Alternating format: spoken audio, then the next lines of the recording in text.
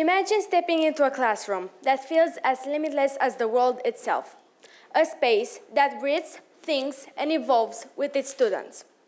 The walls aren't just walls, they're portals to entire civilizations, shifting like the pages of a never-ending storybook. One moment, they transform into the ancient pyramids of Egypt, where you run your fingers over hieroglyphs, still telling their secrets. The next, they dissolve into the vastness of the cosmos, where planets orbit in real time and black holes pulse with mystery. With every step, you could dive into the depths of the ocean, trek to the Amazon rainforest, or stand in the middle of history itself. This isn't just a classroom. It's an entire world constantly unfolding, waiting to be explored. In this future school, classrooms become dynamic ecosystems. Imagine a literature lesson that takes place in a setting of a book, where the students can hear and see exactly what the author is describing, making them understand the book better. A math class takes place on a kinetic floor, where geometric shapes rise and transform under the students' feet, making abstract concepts something they can jump on, push, and mold with their hands. Outdoor learning spaces will no longer be just playgrounds or sports fields. They will be extensions of the natural world itself. Imagine a classroom without walls, where students sit beneath towering trees, the lessons carried by the whisper of the wind. Science class takes place by a flowing stream, where the water's current explains physics better than any textbook ever could. Literature discussions unfold in a hidden garden, surrounded by the same nature that inspired philosophers and poets over centuries. Those spaces won't be separate from the environment. They will become part of it, blending into the forests and open skies.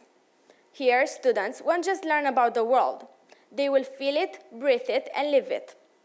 People often imagine the future of education as bringing the whole world into a classroom, to virtual reality, standing on the moon, diving into the Great Barrier Reef, or walking through the ancients of Rome, all while sitting at a desk. But what if for a moment we flipped that idea?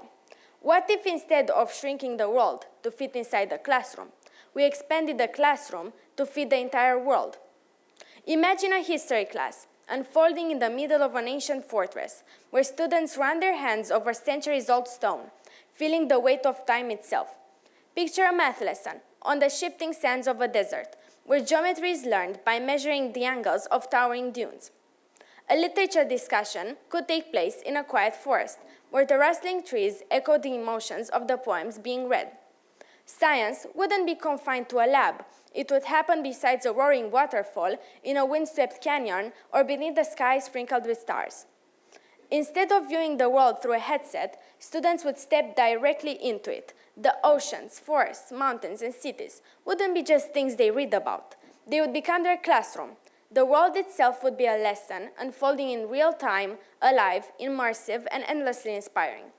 Because the future of education isn't about shrinking the world to fit inside four walls. It's about breaking down those walls entirely. It's about turning mountains into cities, into classrooms, rivers into laboratories, and the sky into a limitless blackboard of discovery. No boundaries, no barriers, just a world waiting to be explored, where learning isn't trapped, it's lived.